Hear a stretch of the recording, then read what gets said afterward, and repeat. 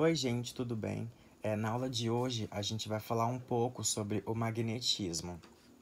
Vamos iniciar falando do que se trata esse magnetismo. Nós vamos atribuir o magnetismo a fenômenos que são associados a certas forças que são produzidas entre circuitos elétricos, em que há uma corrente elétrica, ou entre ímãs. A gente vai falar muito sobre ímãs daqui para frente.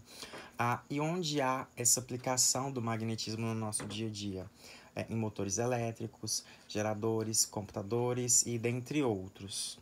Continuando, vamos falar sobre os ímãs, que vão ser bastante importantes daqui para frente. Por definição, são aqueles objetos que são constituídos de substâncias ferromagnéticas. Exemplo, aqui tem um ímã, aqui um alfinete, ímã. Está tendo uma certa força de atração aqui entre esses dois objetos.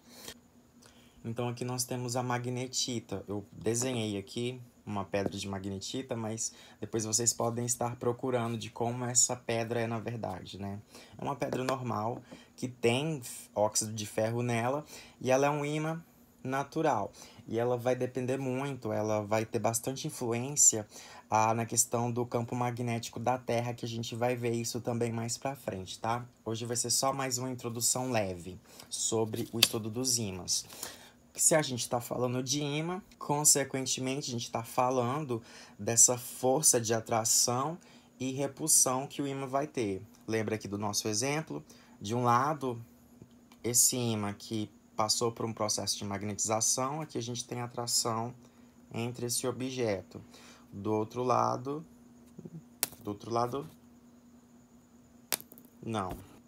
Em relação à ímã também nós temos outra propriedade, que é o campo magnético, que a gente vai ver mais detalhado na frente, mas de antemão a gente vai definir como um campo de força de um objeto que vai apresentar características magnéticas.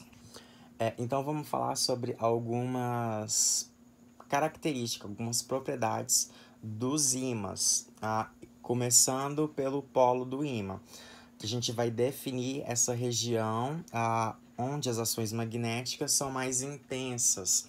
E nós temos o que? Região norte, um polo norte e um polo sul. Aqui a gente vai representar ele pelas cores, vermelho para norte e sul azul. Mas nem sempre o ímã a gente vê que eles não têm cor, né? Mas a gente sabe, por representação, que ele tem um polo norte e um polo sul.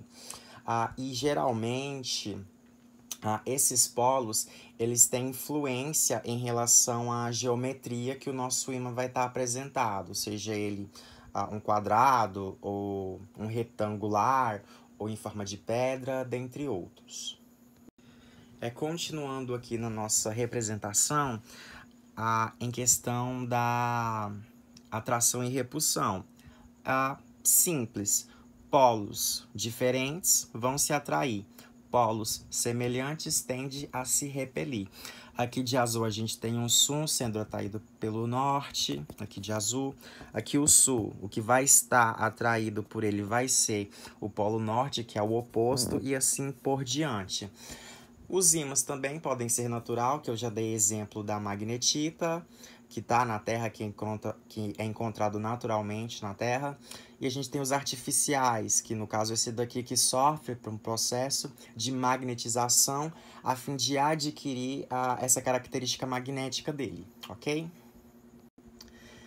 Passando para nossa outra características do ímã, a gente vai falar sobre a inseparabilidade dos polos.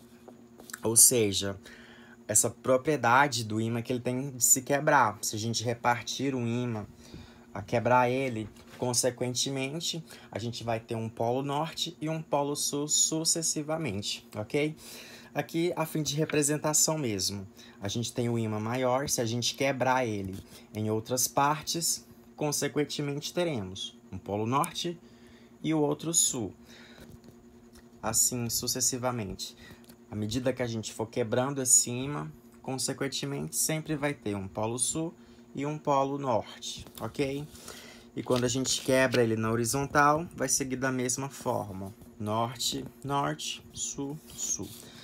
Nessa parte de ímã, inicialmente ela é bem tranquila, porque a gente vai ter muitos exercícios onde a gente vai fazer uma análise dessas características, ok? Então é uma coisa bem tranquila.